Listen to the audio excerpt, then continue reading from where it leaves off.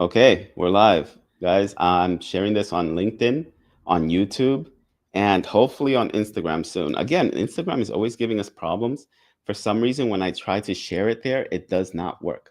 So if you can't see it on Instagram, then just join us on YouTube or LinkedIn and you'll be able to see us there. And right now we have 4 people that are watching us. So thanks everybody for who's joining. Monica's going to be moderating. Hopefully, you know what? Let me see if I can. I still can't add her as a moderator in this platform. I don't know why. Yeah, Monica, check to make sure that we're live because she's the one that's always moderating on the background. And you guys can't see her, but she's off to the side. And we have Sumit here. Sumit, say hi to everybody. Hello, everyone. Okay, so what are we talking about today? I think the reason why we decided to make this topic today about this one nurse who was mocking SNAP benefits receivers on social media, and she just recently got fired from her job as a result.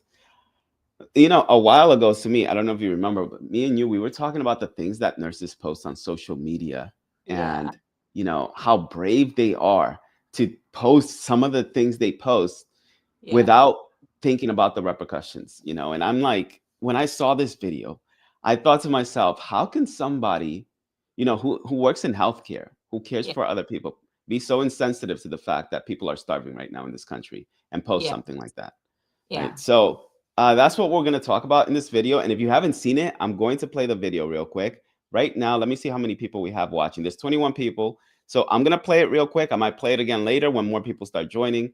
And I just want to know what you guys think. Yeah, so I can already see the comments of people talking over here. You know what? Let me just share some of the comments right now because it's true. I bet she won't do that anymore. Yeah, that's absolutely true. Let me see if I can move this comment section a little bit. Let's see. Oh no, I can't. I can't move it. Okay, so you know what, Sumi, I'm gonna move you to the side so we can see the comments. Let's see. Sure, Let me do sure. that. There you go. I'll just leave it like that. Okay. All right. So let's see this video. I'm just gonna play it, and you guys tell me what you think, and we can discuss it. You guys share it in the comments. All right. Where is it? Here it is. And tell me if I need to increase the volume too. But this is what we have. Okay.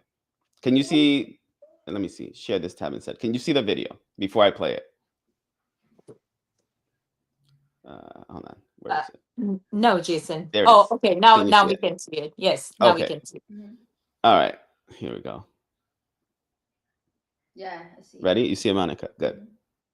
My baby has not eaten in 2 hours. That is why I'm on my way to my second job tonight because it is my responsibility to make sure that he eats, not the U.S. taxpayers. My baby has not. Okay. I hope you guys saw that. So basically, what this person is doing is mocking people who receive SNAP benefits. And this is not actually the only video. Before she canceled and deleted her account on TikTok, she posted another video. And it's almost like she doubled down. But her employer, which is Crenshaw Community Hospital, it was bombarded by the number of people that were offended by this video. And immediately after they saw her video, they sent they posted this message here on social media saying that they expressed concerns about it, and she was immediately fired. So that's why she also ended up deleting her video from social media.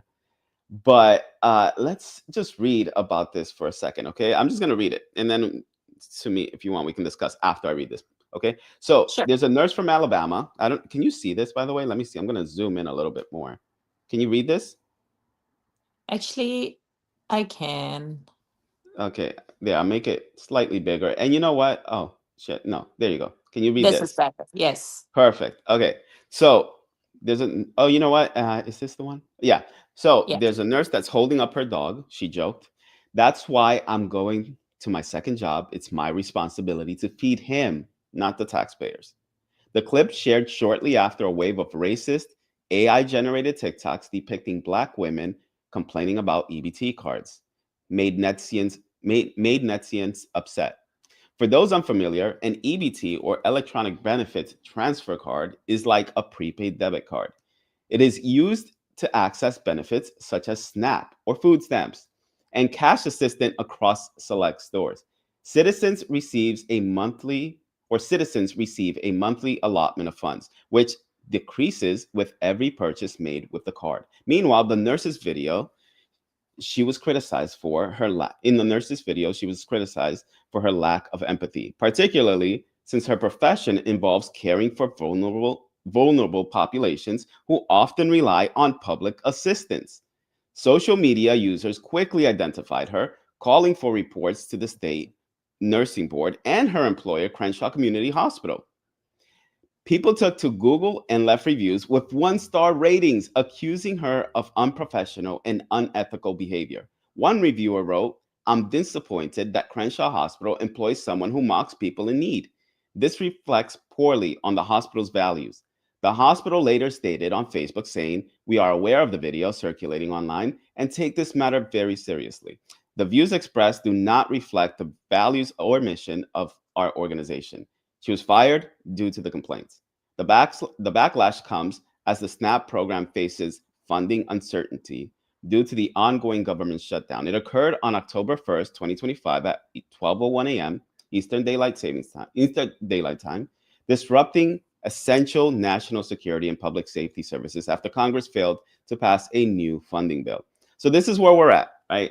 This is what's happening with the current state of the US. Like, we have people who are mocking, those who are in need of services like this. And our employers obviously are not going to put up with that, because if you think about it, you're working as a nurse, you're supposed to be caring for people like this. Yeah. And you're going to post something so insensitive online. And I don't know, to me, this is not the only video. There's more videos of nurses that are doing things like this online. I don't know if First you thing, I remember. feel like, Yeah. just being a human, that is Mhm. very inappropriate. Not everybody has the same, like, first thing, qualification or the same platform where they can make enough money to feed their kids. But if somebody is living off of that, being a human, you should not make a video like that. And second thing, you're a nurse, you're representing your license, is representing the whole nursing profession. Please don't do this to others. Yeah, there are so many other videos. Do you remember the recently where Sutter fired a couple of nurses for posting very inappropriate stuff? Nurses Oh need my to be gosh. very Yes. careful about that. Yeah. You're right. You know what? I actually pulled up that video recently. Let me see if I can find it again. Fired. Okay, nurses from Sutter, right? I remember this Yeah. vividly. It was Yeah. like a month, 2 months ago. Yeah, Okay, it's within two okay, months let's ago. see. And the person who Okay. posted, he got Mhm. fired within 24 hours, and other was on the administrative leave, and eventually Yes. they got fired too. Yes. Okay. Let's see if I can find that video so I can share that too. You know what? I have the news story. I'm gonna play it, and you guys can share your thoughts in the comments. Okay. Yeah. So, can you see this video? Yes, we can. Okay. All right. Let me go ahead. I'm gonna actually maximize this and play it. Now to developing news. Urgent care workers from a Sansom clinic in Santa Barbara have been fired after a TikTok posted over the weekend that went viral. The video shows staff joking and posing around patients' bodily fluids left on exam tables.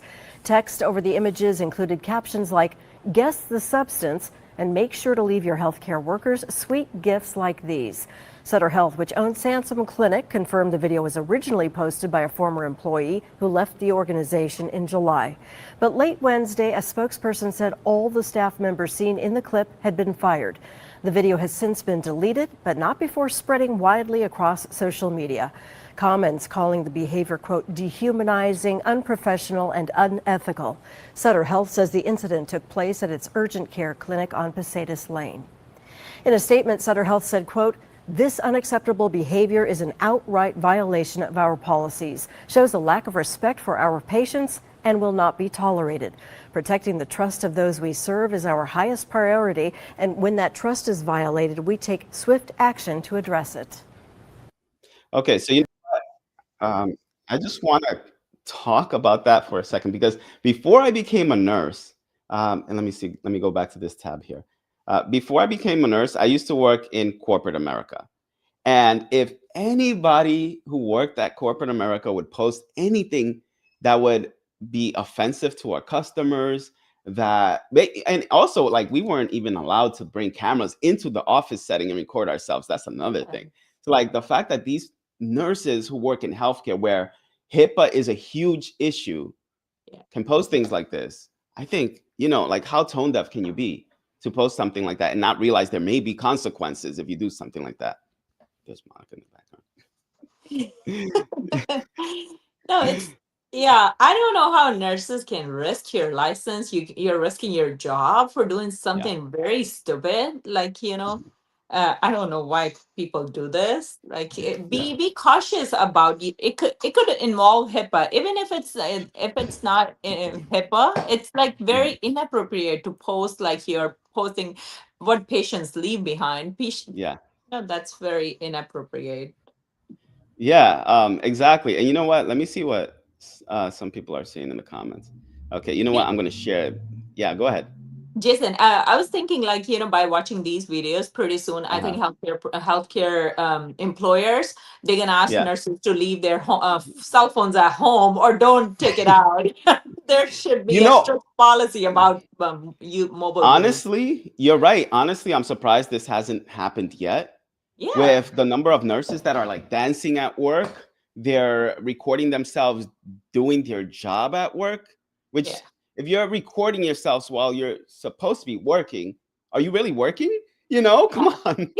You're not, you're getting paid for that time, and that is very inappropriate. Like, that is not acceptable. I don't know how everybody, like, it should be completely inappropriate to post anything when you're at work, because you are not getting paid to do that. You are getting paid to do patient care, first thing.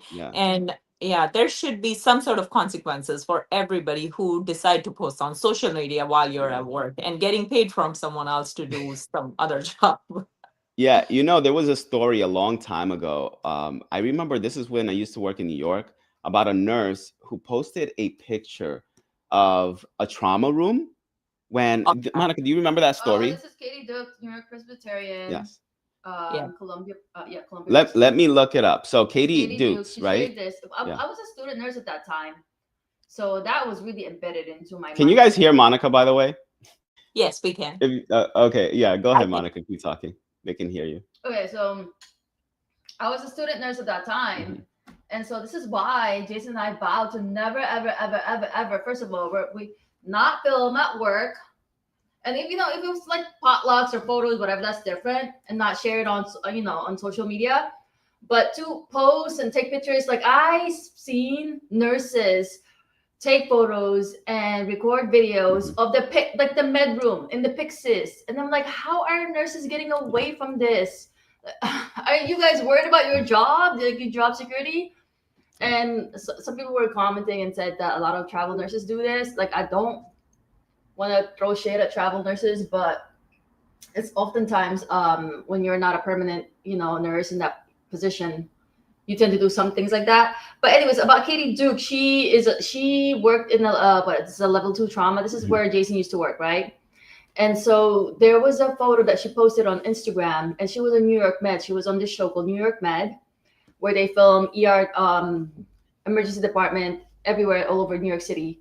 And she posted this photo of a trauma room, and she said on a caption, "Man versus train," something like that, right?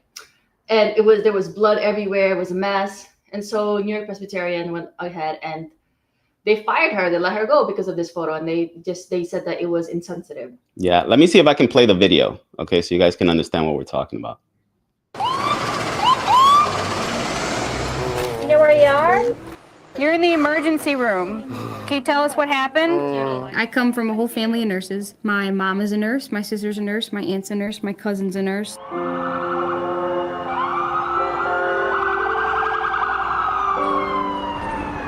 I'm walking away from the hospital now because I have to leave the premises. I just got fired, man. I made an online social media post.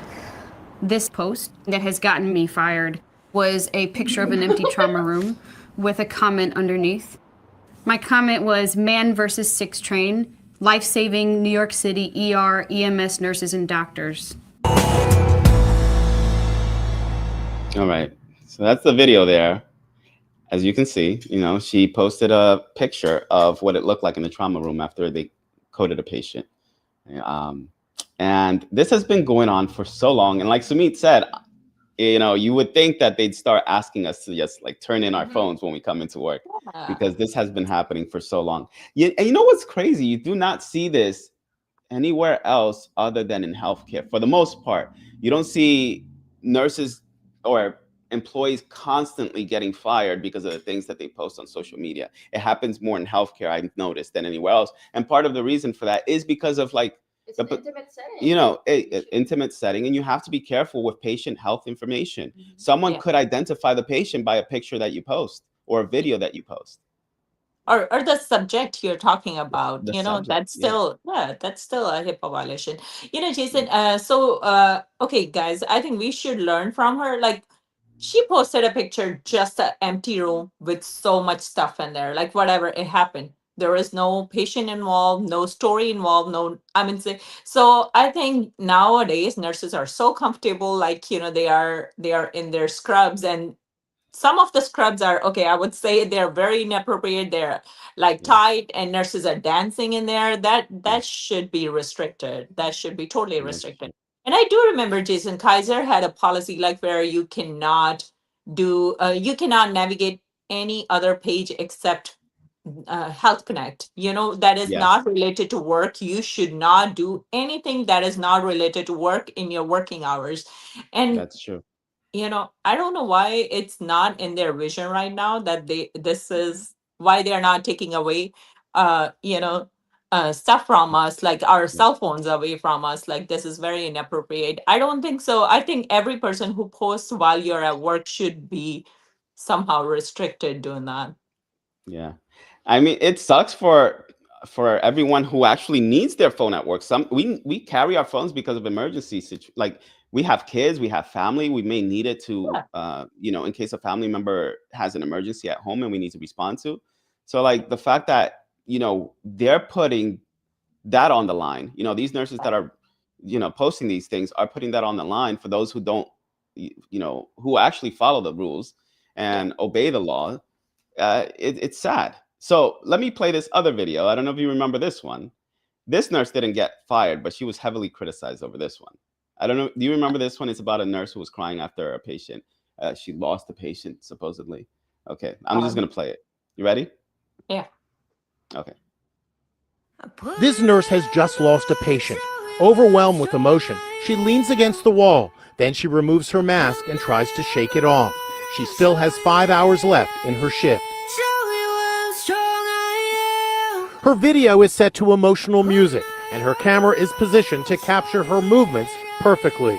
But today, the nurse finds herself under fire. Many people who've seen the video on social media are calling her self-promoting and the video cringeworthy. Now the debate is raging. Did she go too far? I had a lot of people die on my watch during the pandemic, and this type of performative garbage makes me furious, says one healthcare worker. Let me set up the camera so I can cry, goes another edgy remark. It seems to be part of a growing trend. TikTok is filled with healthcare workers posting their anguish after a patient dies. This nurse sits on the floor lamenting the death of her patient. This healthcare worker is in the hospital parking garage, overcome by grief. Some comments are supportive. I'm sure it's hard to lose a patient. Sometimes you just want to feel seen. At the height of the pandemic, America fell in love with hero healthcare workers and their videos showing how they stayed upbeat during such harrowing times. So did this nurse go too far? We asked medical ethicist Professor Michael Gusmano. I don't think it rises to the level of being unethical. I thought it was probably mildly unprofessional and a little bit attention seeking. I just hope that the negative attention does not detract from the important work that nurses are doing. Okay. For me, I thought that video, like, it obviously, for me, it was such a stunt that she pulled, because for you to actually set up your phone, I mean, she probably set it up. I don't know if it was on a desk or probably her like the WOW, right? The machine, the computer on wheels. It was probably that. Like, she's aiming it at herself in the hallway right after a patient of hers passed away. And I mean, if you have time to do all of that, why don't you just do it at home? Why do it at work? Right. You know?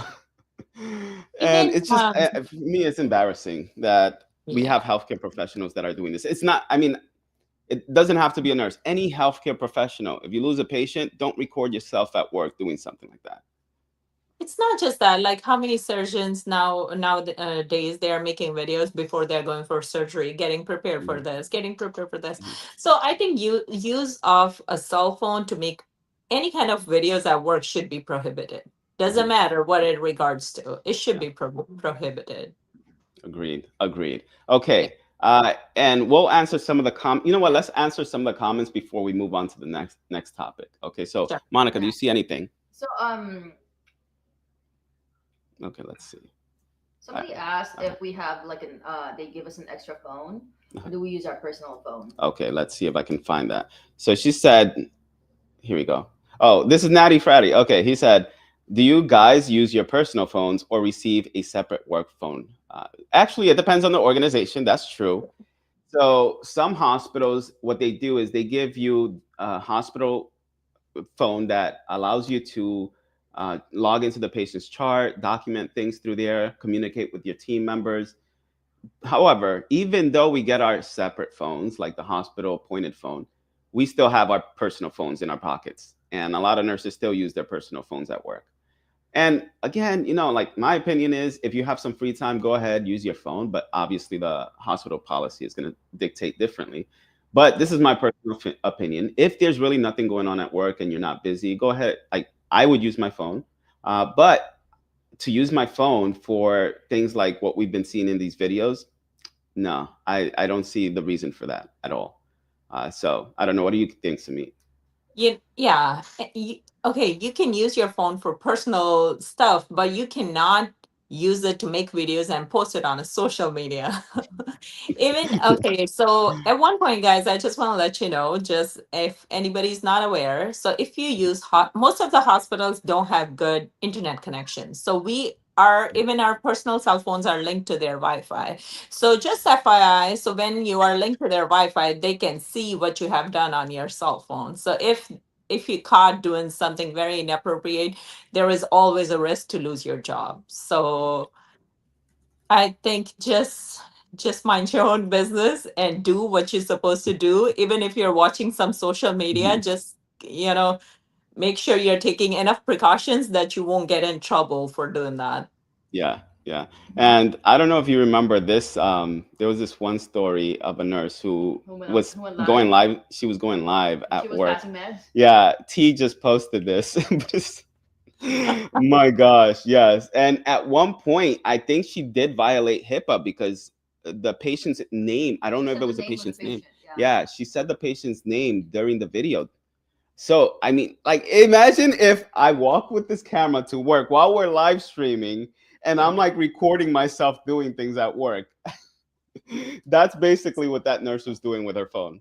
Yeah. So, yes. All right. Let's see. So, we're going to move on to. Do you have any other questions? I think that's pretty much it. Okay. Just like, All right, Sumi, let's move on to the next topic. What was the next topic you said? So we're going to talk about open enrollment because it's live right now. So let's talk about it. Let's educate our nurses what stuff we are enrolling ourselves and what it is about. So let's start talking Okay. about that. Okay. So, And you know what? So every year around this time, we have open enrollment. So let me just see if I can show you is open enrollment. Okay.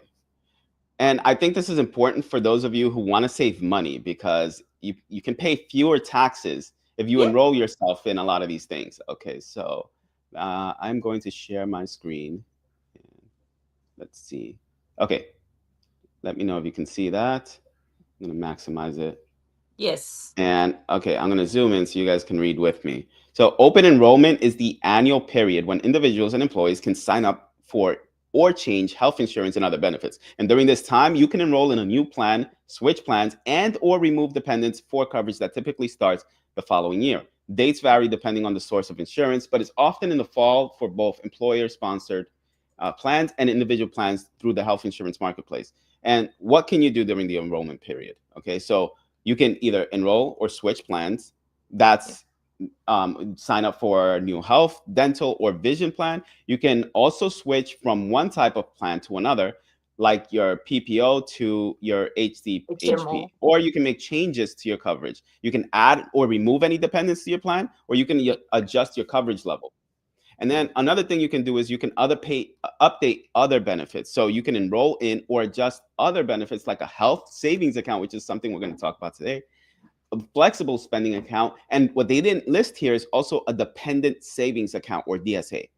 Yeah. And you can also review your current plan. So you can use this time to assess if your current coverage still meets, you are and your family's needs for the upcoming year. So I guess to me, let's talk about the different plans so people can understand what they mean and how they can use them to their advantage.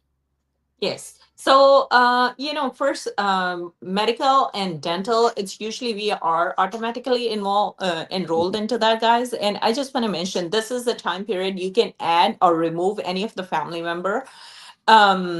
So just in case you have a newborn baby, so you still have 30 days if when they're born, you can enroll within that time period. But if you miss that time period, this is the time period when you can enroll them into the health benefits with you. So first the medical and the dental benefits. So make sure all of your family is enrolled. Luckily, the company we work for, so that covers our family. So our kids and your spouse is covered when for the medical and the dental benefits. So let's talk about you mentioned health savings account. Yeah. So yeah, let's talk about that, guys. Jason, I don't remember what is how much is the total amount. I thought it was $5,000 somewhere. So it says here for 2025, the limit is 4,300 for Oh, self-only coverage and 8,550 for family coverage. oh, okay. Okay, Mhm. so health savings account, guys. So this is a fund where we put our money. It grows tax free if you use it for the health or the medical purposes. If you have a dental appointment, you have dental copayment, so you can use this card. So what you do when you enroll in this plan, they will send you a kind of debit card. It will say the health savings account. So you use that to pay for your medical expenses. And let me tell you guys, some of these will cover your gym expenses. Some of these will cover your kid's Tylenol. Some of these will cover if your kid uses a diaper after a year, it's covered by health savings account. I just figure it out because I have my kids. And you know what? I have to confess something here because to me, remember you talked to me about how it pays for your gym membership, Yeah. but I remember I was trying to look for this on our. It's sometimes they make it very difficult for you guys. Okay, so Sumi has a health savings account, and she said she was able to get, or I mean, there is the option to get gym membership paid for through the health savings account card that you receive. However, I tried to look into it and I couldn't find it to me. So you're gonna have to help me because I couldn't find it on our Oh, no worries, on our Jason. HR Connect. Yeah. So I have the form downloaded in my mobile. I'll send it to you whenever we are Okay. off this. So I'll share it with you guys. So you know what they usually ask for? You have to have some sort of chronic issue. And how many nurses don't have chronic back pain, neck pain, shoulder?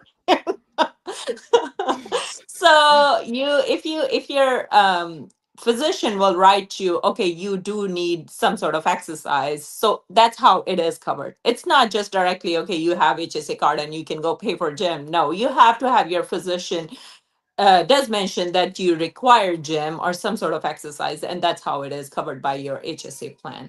And it does cover your dental copayment, it does cover your medical copayment, it does cover your lab copayment, your pharmacy medication. So there are so many things that's covered by HSA. Even on Yeah. Amazon, when you try to buy some stuff, it will say, Mhm. oh, covered by HSA. So you can see those stuff. So you use and it's a tax, whatever the money grows in there, it's tax free if as far as you use it for the health related issues. Yeah, and we should also talk about what else you can do with it because health savings accounts, you're allowed to invest it, right? Like you can Yeah. choose the investments that you want the account to hold. But look, this is the Amazon page, and in if you go on Google and you just type in Amazon HSA or FSA, it'll take you to this page. And here you can purchase different things with your card. And this is, look, if you go, let me see, HSA legible. Let's see, eligible for, I'm trying to look for more. Oh, household supplies. Okay, here we go. You can buy, is this right? Yeah. Let me see. No, this is, oh, here it is. All right, this is the store. So I'm going to click on explore eligible items. And now there's a list of all the things you can purchase. There's medicines and treatments. There's personal care. So there's skin care. A lot of people buy their toiletries with their HSA account. So that's one thing that you can do. Oral care, baby essentials, postpartum supplies for any mothers, breastfeeding supplies.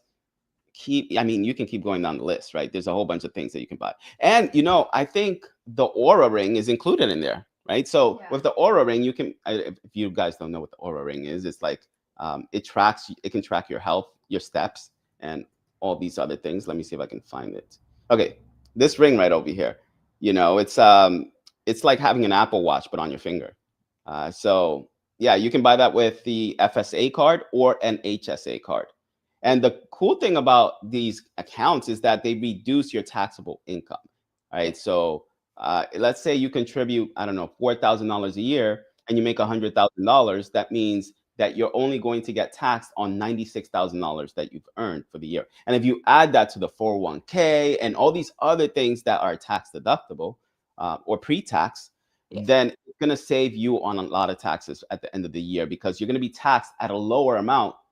Because when they look at your overall income, it's going to look like you're making less than what you actually do, since most of that is going towards these accounts like the FSA, HSA, DSA, and the 401k. Yeah. Okay. And Jason, I want to mention, so guys, some of the money that's left in there that is able to roll over. So if if you're putting $4,000 in there and you just use $3,000, you are able to roll over. But okay, I just want to mention this thing. So some of the organization will allow you to a certain amount of money that you can roll over. For us, it's just $500. No, sorry, actually $610. $610, correct? So we can roll over. So last year I contributed whatever the money I contributed, I make sure I use everything except $610 that I can roll over this year. So if you don't use it, you lose it. You will just it will just allow you to roll over $610 only. So make sure whatever your organization. Hold on, but are you talking about the FSA or the HSA? Okay, that would be the that one is FSA. FSA. That is FSA. Yeah, that is Okay. FSA, the one I'm talking about. Yeah, there you go. Yeah, there's a $660 limit. Yeah. So yeah, make sure you just have that much money left and use the rest of it. Otherwise, you're gonna lose it. That's it. Exactly. Yeah, because the HSA, there's no limit, right? With the HSA, it just keeps going from year to year. It just keeps adding up. Yeah. If I'm not Okay, mistaken, Jason. is that true? Yeah. Okay. I just want to know how it works with Kaiser. That's something I was going to look up today, but I haven't get a chance to do it. I just want, because that's the one of the best way. If it allows you, if it rolls over, then you can save all that money for your when you are old, when you are above 60 and you have all the healthcare issues. So you can start putting money into that account. That's what I don't know how it works with Kaiser, but for others, I know you can roll over. Look, it says here that unspent money in an HSA stays in the account and carries over from one year to the next. You can continue to save and invest the funds tax-free for future qualified medical expenses. That's perfect. And when you leave an employer, you can keep your HSA and transfer the funds to a new HSA. You can leave the funds with the old provider, move them to a new one offered by your new employer, or open a new individual HSA. Or your old provider can help you with the process, or you can initiate a transfer with your new provider. But regardless, your HSA funds automatically roll over from year to year. So the unspent funds don't expire and can be saved for future medical expenses. You can also roll over your HSA when you change employers, like I said. Okay, so that's I don't know, that should answer your question. You know what? Come to think of it, to me, why would you choose then an FSA over an HSA? You know, because the HSA rolls over and it's unlimited, right? Whereas the FSA is not limited. You can only roll over up to 640, right? If I'm not mistaken, that's what it was, Yeah. from year to year. And if you don't use, so let's say you contribute, I don't know, $2,000 a year towards your FSA. And by the end of the year, you still have $1,000 left over. Well, you're going to lose about $360. It's just you're not gonna be able to use $360 because only 640 of the 1,000 are gonna roll over to the next year. Yeah, it does make sense, but that's why. Okay, Yeah, so let's see. yeah, So here we go. okay, Let me just I just asked Google, like, why FSA over HSA? And again, guys, we're not providing financial advice, but we're telling you it's open enrollment season right now. And if you want to change your benefits, this is the best time to do it. Otherwise, you're going to have to wait till next year. Okay, yeah, so an FSA account may be a better choice than an HSA in specific situations, primarily because it can be paired with lower deductible health plans, offers immediate access to the full amount at the start of the plan year, and can be used for dependent care expenses. So that's another thing that I actually wanted to talk about is the dependent yeah, savings account. yeah, Because Monica and I, we have a dependent savings account, and every year I wish we could contribute more to it, but we can't. You can use a dependent savings account for for the care of your family members, like immediate family members. So who can I use a so DSA Jason, for? Yeah. so DSA, your kids Mhm. up to 13 years, and you Yeah. can do it for your elderly. To take care of your elderly, you can use a dependent savings account. Okay. Well, Yeah, okay. So here, we got it here. Okay. So you can use a dependent savings account for care expenses for a qualifying dependent, so you and your spouse can work. This includes a child under 13 or a yeah, spouse or other dependent of any age who is physically or mentally unable to care for themselves. The expenses must allow you to work, be a full-time student, or be looking for work. And again, so a spouse or other dependent, such as a parent or relative yeah, who is physically or mentally incapable of self-care. They must live with you for more than half the year. yeah, Yeah, that's great. So the reason why we use this one is because our son is in daycare, right? And we pay something like $1,300 a month, right? So actually, yeah, let's say 1369. So I'm going to multiply this by 12. We basically pay $16,000 every year to for his daycare services, and 5,000 of that comes from our dependent savings account. So, and the good thing about that is that it reduces our tax liability yeah, also, yeah, right? So they give us a check basically so that we can pay the daycare company, the daycare director.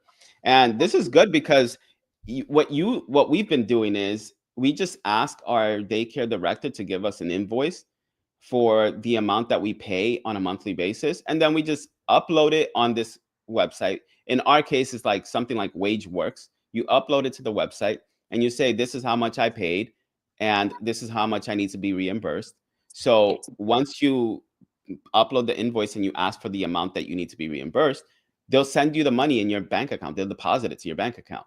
So yeah. that's how simple it is.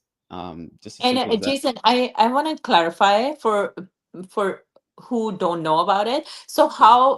doesn't matter where you contribute, HSA, FSA, or dependent savings account. So when you choose these plans, they will automatically start deducting this money from your paycheck, and it comes Yeah. out tax free. So like you contribute to 401k, so whatever the money that comes out of your paycheck, it's tax free. So they will take it before taxes, so you're not taxed on that amount. So that's how it works. So when you submit your expenses or you use your card like FSA or HSA, it will come out of that money.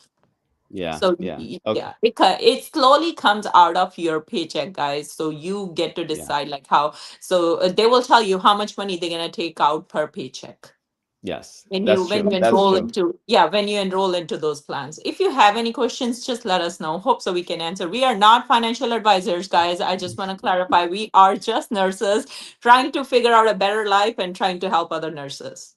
Yeah. Okay. Let's just answer some questions. And there's a question here from Perfect Tank. He said in places like, and this is probably unrelated to what we're talking about, but in places like San Francisco and Santa Rosa, where renting is so much more profitable than buying property, do we lose out on investing our money into other things than buying a house if we move? I mean, it's to me, you'll probably have a different answer than me. So go ahead, you answer first. So, guys, okay, recently I posted on our community in our on Map My Pay. So there was a picture of two people. One is owner and the other one is the person who rents out the house. So the owner pays for the property, owner pays for the property taxes, owner pays so much more, and the housing price itself, and the owner pays the interest on that amount. And while a tenant just pays out the monthly rent, there was no property taxes. So, but you know what he used? He used all that money and invest into the stocks. I'm not saying any stocks. You invest onto the trusted stocks like SPY, VOO, VQQ. So those stocks, like they have history of 10% return. So it depends what you do actually with your money. So that's what I want to say. So if you save all that money, you cannot buy a house. That's absolutely fine. You can invest into stock market. So yeah, but it You know does what? come with Let's different do. kinds of risk. Yeah. Yeah. Go ahead. You know what? I actually want to do an experiment here. So let's Uh-huh. see. San Francisco. Okay, I'm gonna go on Zillow. I'm gonna Okay. share my screen. So share this tab. Tell me if you guys can. Hold on. Let me just share it. Okay, and add to stage. All right. Can you guys see that? Let's do an experiment and see what's better, renting or buying. So I'm gonna type in San Francisco, and let's see. Let's talk about what you can do with the difference in income. Or in expenses. So here we go. Let's see. I'm just going to search for probably something that is going to be a bit more affordable. So something that a nurse can afford. A house for $869,000. That's pretty affordable for somebody who's working in San Francisco, especially a nurse, because nurses in San Francisco are earning just around like $160,000 to $180,000 a year, probably $180,000 a year, and that's the median, which means that there are half of the nurses are earning more and half of the nurses are earning less. So I'm going to look for a house that is for sale and is for sale for less than $1 million. Okay, apply, and let's see what happens. Okay, so a 3-bedroom, 3-bath. That's an ugly house, by the way. But let's not be picky. Okay, 800. Let's say $899,000, right, for a 3-bed. That's actually unrealistic, though, right? Finding a 3-bed, 3-bath. Oh, this one's actually, the interior looks nice. Not too bad. Yeah. Let's Yeah. Yeah, it's not a bad interior. I mean, that's decent, right? But it's funny because like if you look anywhere in Texas and you have $899,000, you'd probably get like a 6,000 square foot mansion. So, Yeah. but this is San Francisco, okay? You're next to the ocean, you've got mountains, you got beautiful landscapes, you've got a whole bunch of beautiful things. You're close to actually there's a major airport there, so you can travel to other countries, other states, and so on and so forth, whatever. And you have Napa. Yeah. Okay. So 899,000. What does the payment look like on that? It's $5,497. So remember that number. I'm going to open up a new tab, and I'm going to go to Zillow.com again. Share this tab instead, and I'm going to look for San Francisco, and I'm going to look for places that are for rent. So, and this is probably going to be pretty similar in San Francisco when it comes to rent versus buy. I think, I'm not sure, but let's see. We're going to look for a 3-bedroom, 3-bath. Oh, actually, no, it's less. Okay, so $3,955 is one of the lowest ones there. Yeah, so actually, you could get something. Yeah, most of them are going to be lower. So this is $5,497, right? Remember that for $899,000 home. And if you want to rent, you're going to save anywhere between, or you could save anywhere between 500 and up to maybe like $1,500. But look at these. Some of these are very expensive. And I think the reason for that is the location. So let me look at something in this location specifically. I'm just going to type in this zip code. And that is San Francisco. Let's see. Okay. Okay, so this is the exact zip code. So believe it or not, no, renting does not make sense in this location. Look at that. Like renting is $54.95. That's probably one of the lowest there. And it could just mean that this location doesn't really have properties that are for rent because most of them are houses in this area, right? So if you're looking for a place to rent, obviously you would be looking at a apartment or a condo, and you would be looking at another location because this one doesn't have any. So I'm going to remove the boundaries and see what happens now. Okay, right here. All right, so I'm going to sort this from low to high. And remember, we're looking at 3-bed, 3-bath, right? Because that's what we found here. It was 899,000. Let me see if I can find one that's even cheaper than that in a house that we're looking to buy. Okay, so low to high. And okay, so if you look for a house in San Francisco to buy and you're trying to sort everything from lowest to highest, you're going to see that there's nothing in the less than $250,000 range that has a property in it. It's just lots. Like you're paying for lots at that point. So I'm going to choose 3-bed, 3-bath here. Okay, the cheapest one that I found is $650,000, which is actually decent. I don't know what the location is like, but I'm assuming it's a pretty bad location. Let me see. Oh yeah, everything in this area right here, you probably don't want to live there. It's not that safe of a neighborhood. But what I'm trying to do here is trying to figure out if it makes more sense to rent or buy in San Francisco. Okay, And Jason, I let think, me, yeah, to me, okay, what do you let think? me talk to it. Let me talk Yeah, to it. So yeah, because you said the you're a house. real estate agent, so you would know this. Yeah. So, okay, guys, you said the house we are looking, it's $809,000, Yeah, $90,000, eight hundred ninety yeah, thousand. yeah. So, okay, so if you get a 30 years of interest, like 6% interest, and you're Mhm. paying for 30 years, so the total amount you will be end up paying, it's going to be $1.9 million on that house. So the total Okay. interest in 30 years you paid, it's $1,030,000. Mhm. So and I looked. So the property taxes in that on that house is somewhere $13,000 a year. So Mm, of course, buying does not make a sense unless you want to come up with a very huge down payment. So your monthly payment is not that high. But if you are trying to buy with 20% down, you'll be end up paying more interest on the property than your property value is worth of. So right yeah. now, especially with that high of interest rate, I think renting is a smarter choice. And whatever the money you have, you save, you can put that money into the stock market, put into the great ETFs, the companies you trust, the companies you look around and you find them everywhere: Apple, Google, McDonald's, Target, the companies you see every day. Just put your money onto that, and I think that's a better thing you can do with your money rather than buying a house in the Bay Area. If you really need a house, you can you can move into Sacramento area where you can afford buying a house, and you won't commit yourself for a big monthly payment for next 30 years. That's a Yeah. better advice I can tell you as a realtor point of view. Yeah, I absolutely, I totally agree with you. Yeah. But what I'm gonna do is I'm actually gonna look at these parts of New York because I actually really know New York way better than I know San Francisco and the Bay Area.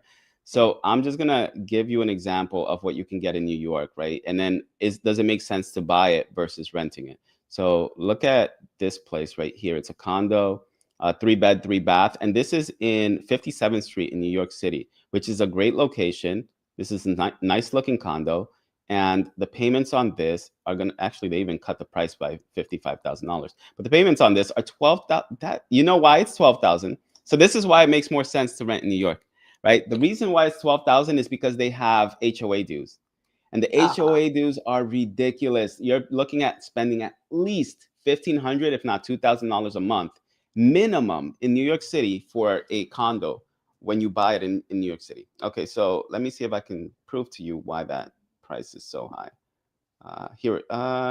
Okay, so it says principal and interest, but the reality is that this is actually going towards the HOA dues. And I don't know if they mentioned it here. You know, They you can didn't. usually find that information on Metrolist. I don't know if they mention it on Yeah. Zillow. Do I have? I do not have access to MetroList. You know, you. Oh, here No, it no. is. Look at the HOA do. Oh my You see that? goodness. Eight Kidding me. thousand six hundred and $49. Okay, let's look for an apartment that's for rent now. So I'm gonna leave that one open, and I'm gonna share this tab, and we're gonna look in New York City. And this is why New York City is actually one of the most expensive places for anybody who's looking to buy. Uh, but let's see. I'm gonna go to the same location, right down here by 57th Street, 55th Street. Okay, right around here. And I'm gonna just look for, remember, we have, this one is a 3-bed, 3-bath, right? So a 3-bed, 3-bath, I'm gonna sort from low to high, and it's for rent. Yes, they're also just as expensive, but the lowest one is 10,927, and here is 12,000. So, you know, the prices are actually coming closer together, rent versus Yeah. buy, than during COVID. During COVID, there was like such a wide gap because so many people wanted to buy, and it was a hot market for homeowners and sellers, which meant that a lot of people, a lot of the rent prices were lower because nobody wanted to rent as much as people wanted to buy at the time, right? Everybody was taking advantage of all these low interest rates. Yeah. So I see that that gap is closing, which means that, you know, when we move to New York, we have to, you know, the decision we're going to be making is whether we should buy or rent. And if it keeps closing in like that and it reverses where it becomes more expensive to rent than to buy, we might have to just buy something instead. Yeah. You know, Jason, I think that gap is closing because there are so many houses built, especially Mm, in California. When you look around everywhere, there's a house built. And yeah. so this is a first time after a long time period where there are more houses in the market than ever before, like, you know, before COVID. So of course, it's coming where it's going to be buyer's market pretty soon. Mhm. You know, during COVID, it was all about Yeah. seller's market. You asked Yeah. 100,000 more on your housing price and you will get it. So Yeah. that gap is closing. So pretty soon it's going to be buyer's market. Mm. So not that Which is unfortunate for us because Monica and I, we plan to sell our house next year. And what we want it to be is a seller's market. But at the same time, like if I were someone who's been waiting years to buy a house, I would be really glad to see that it's a buyer's market come next year, you know, yeah, because there's a lot of people that, and not only that, there's people that need to refinance because their interest rates are so high. I yeah. saw a news story of this couple who bought when the interest, this was like 2 years ago when the interest rates had just started going up, but they ended up getting their, I think their rate was something like 6%, 6.2%. Uh, And they said, well, you know, we're just going to suck up the high monthly costs right now because we really need this house. And we'll lower, I mean, we'll refinance our house once the interest rates start going down. And this has been like 2 years now. So I think I remember that they there was a follow-up story to it, and they said that they were struggling with their mortgage because they couldn't keep up with the payments. And that's another thing. Like if you're gonna buy a house, there are options. You don't have to buy the most expensive house in the neighborhood, or you don't have to move to the most expensive neighborhood in the area. You know, look at me. She lives in the boondocks, okay? It takes, you know, me and Monica, we took a drive to where she lives, and we're like, you know, where are Jason, we? let me tell you, the first thing I moved here because my family's close. But the second thing, when we bought our house, the market, housing market was crazy. So this is the only house I could buy cash, and that was the reason we moved here. I'm like, no, I don't want no payment. So that's why we Yeah, moved here. You know. yeah, yeah. But you do like your peace. That's why you also moved there. Yeah, It's an it's a area. very nice, Mhm, quiet neighborhood. And you know, best thing, I we spend so much time with our kids. My husband worked mhm, 2 days, I work 2 days. We are living our life, you know. So right now we are just focusing to grow a family. We do own a yeah. property in Sacramento, like we rent it out to other people.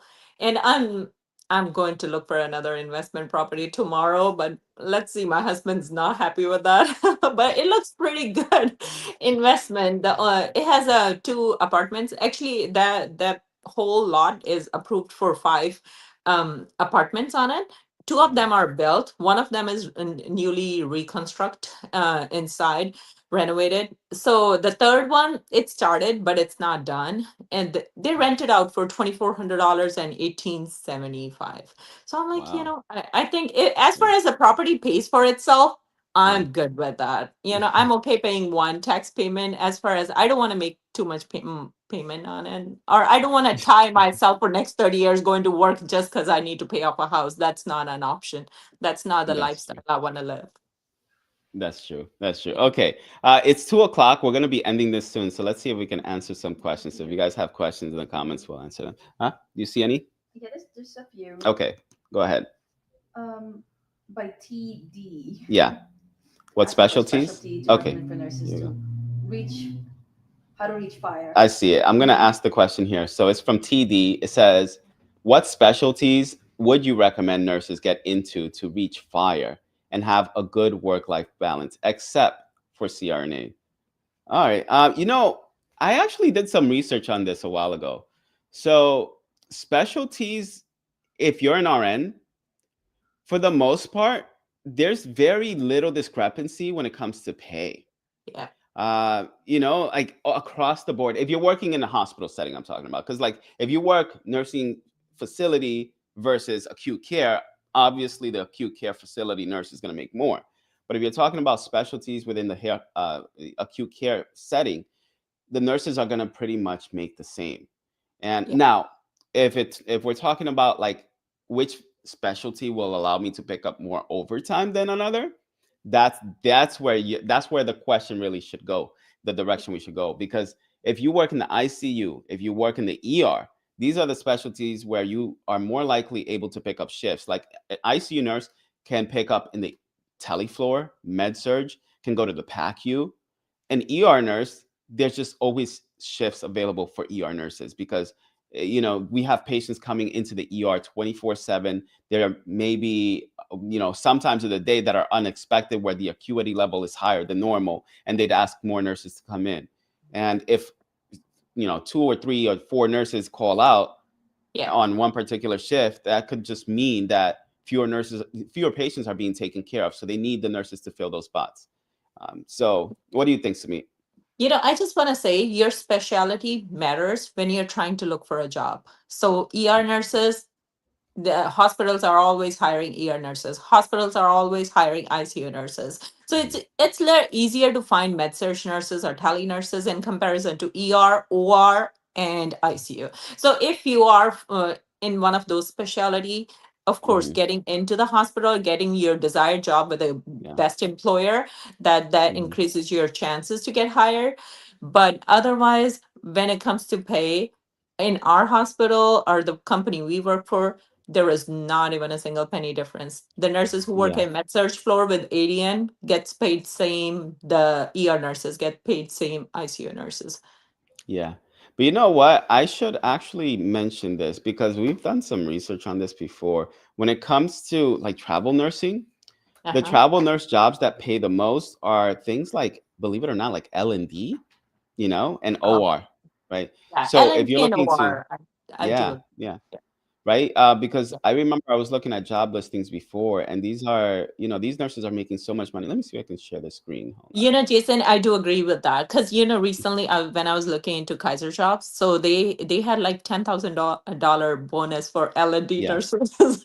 yeah, So of course yeah, there is a exactly. huge demand of L&D and OR nurses for sure. Yeah, let's see. Travel contract jobs. Okay, let me see if I can find it here. I wish I could sort this by pay, but I can't, unfortunately. So look at this: $4,103 a week Yeah, as a travel labor and delivery nurse. Let me see if I can maximize this. Okay. Oops. we can see Yeah, that. you can see it. Okay. Yeah. Yeah. That's L and Can you D. L and show D. me Pick. I'll pick you. Yeah, pick you. A lot of L&D, the Yeah. hospitals are desperate for L&D nurses right now. So, you consider getting into that specialty if you want to be able to make more money because travel nurses are not making as much as they used to anymore, and RN first assist over here, right? So that's $3,700 a week. But again, mostly L&D. You see all of that, right? Yeah. Mostly L&D. Cath lab nurses, $3,600 a week. Travel manager. If you're a manager, you can do some traveling, make $3,600 a week. But this is for 412s, right? So Yeah. this is why we always praise California and Northern California, because if you work 412s a week, that's what you'd be making. Let me just actually, I'm going to calculate this real quick. Let me see. Hold on. Because I want to show everybody how much you can make if you work 412s here in Northern California. I've added a few more hospitals to our database so you guys can see exactly how much nurses get paid in some of these other higher paying hospitals. And let's see. First, let me just open it up and share. Okay. All right. Can you see that? Yes. Okay. All right. So I am going to zoom in here, and I'm going to show you how much nurses earn per week while working 48 hours a week. I don't even have 48 hours a week over here. Let's just do 36. Okay. And let's say you have 2 years of experience and you're working nights. Okay, how much do you make? Let's see. Okay, the same. You actually make more, right? It's $3,700 at Kaiser. So let me zoom in there. But this is before taxes, right? So after taxes, it becomes 2,600. Yeah. But if you're in UCSF, you're making $39.90, and this is for less than 48 hours a week. This is 36 hours a week. So what I'm going to do is I'm just going to put it at 40, and I'm going to add, I don't know, 2 hours, no, 4 hours. Yeah, 4 hours. Oh yeah, 4 hours of double time. There you go. And see what happens there. Okay, so $5,000 a week at Kaiser and $3,400 after taxes. And then you work your way down. Like after taxes at UCSF, you're making $3,600 if you're working the same number of hours as a travel nurse. But again, like it's crazy because we're benefited nurses at this point. You know, these nurses are all benefited. They get health insurance, dental insurance, tuition reimbursement. They get all these benefits that travel nurses do not get. This is why we're always saying, if you want to make a lot of money, you should be moving to Northern California. Yeah. The benefits include pension, retirement. Mhm. Yeah. If anybody wants me to calculate how much they could make, just let me know in the comments section, and tell me which hospital. Also, Sumi, I should mention that we're getting close to launching our web application so our users can finally access it online. And you just got to type in like the URL and you'll be able to see everything. We're almost there, guys. It's taken a long time, but Finally. And guys, we yes. are adding so many amazing features. We're planning to add life insurance. We are planning to add health insurance. We are planning to add student loan calculators. Retirement calculator will be there. There is one more. What was that one? What is the homeowners insurance or the home insurance? You know what? Let me share the tab. I'm going to share this tab. Tell me if Okay. you guys can see it. Yeah, Can you Jason. see that? Okay, so Yeah. basically the same calculator I just showed you, you guys will have access to it here, right? So everything that you saw, let me see. You can see it, right? Okay, good. Let me maximize Your it. salary And calculator. Yeah. we have salary calculator. And here, when you hover over something, it actually tells you, I don't know if you can see that, but it tells you what the federal, state, Social Security, Medicare, state disability insurance, and any additional deductibles. It shows you what the breakdown is, and then it shows you what your net income is. And to change that, you just go to the tax breakdown, select the stuff that you want deducted from your pay stub right over here, or unselect it. And whoops, I'm going to unselect FSA as well. And then you can see another breakdown over here. Like this is the tax breakdown for every single hospital. It tells you how much you're going to have left over in all of them. And you can also look at it as a chart. And then you have the retirement calculator. So if you want to know how much you're going to have in retirement, we have that here as well. Let's say you're 35 years old. See, it changes right away. You want to retire at 60. You currently have, I don't know, $20,000 saved or invested, and you want to contribute $1,000 a month. Your annual return is like, let's say 10%, like what is it, the S&P 500, but the annual rate of inflation is, let's just say 3.0%. Okay. your desired income when you retire is, let's say, 80,000. Okay. It says you may need to save more or retire later if that's what you expect to make when you retire. Otherwise, let me just change it. Let's say I want $50,000. That's just an example. Again, okay, 40,000. You know, I think, yeah, this is like pretty bad. Actually, we need to look at this. This might be incorrect. Oh, there you go. That one says you're right on track. The future value, if you continue to invest 1,000. Oh, yeah, that's why. If you continue to invest $1,000 a month, which is $12,000 a year, by the time you retire, you're gonna have $348,000 in future value, and the total number of contributions is gonna be in savings is gonna be $2.6 million. And then your safe withdrawal rate is going to be 4%, and you're going to be able to pull out $104,379,000. But you know what, to me, we need to look at this because if your desired income is, let's say, $40,000, right? And your safe withdrawal rate is 4%, and you're able to withdraw 104,000. I need to like clarify with our Rami, Yeah. he's our CTO, if this is in today's dollars, the 40,000, Oh, because yeah. then it should say when I change this, let's say to 90,000, it should say that we're still right on track, right? Yeah. Because the withdrawal is 104,000, and if I Okay. want to be able to have a retirement income of 90,000, that should mean that I'm right on track. So we need to fix that. This should be Oh, updated. okay. Yeah. Okay. Okay. Anyways, Sounds that's one. And then life insurance. We're gonna look into this. We're still working on it, but I feel like this is gonna be a really important topic, and then we're gonna leave it for another day Yes. because Monica and I, we just increased our life insurance policy. So if anything happens to me, blame it on Monica, okay? Because I increased my policy, not hers. Okay, and then we have homeowners insurance quotes.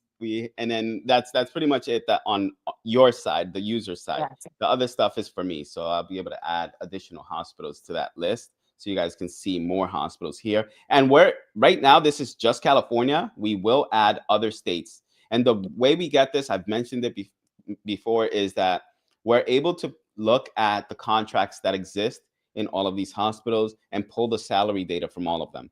And then we just add it to here and allow you guys to calculate your own income. And yeah, oh, by the way, if you guys want, you can also subscribe to receive weekly job listings for hospitals that pay over $100 an hour. And you can go to this website, which is newsletter.mapmypay.com/upgrade. And I will actually share that in our chat for those of you that are interested in going to it, because there we're gonna every week, what we plan to do is just send everybody a list of jobs. And if you guys joined before from the Nurses to Riches Accelerator program that we had, if you're a VIP member, please shoot me an email. I will actually add you to this list so you guys can get the email weekly without having to pay, because you've paid for it when you joined that newsletter. I mean, that Nurses to Riches Accelerator program. So all of you won't have to pay for it. But anybody new who's looking to get into it and wants to receive these emails, go to that link and yeah, just subscribe to it. And, oh, you know what? I didn't even share the page. Let me share this tab. Okay, this is what it looks like.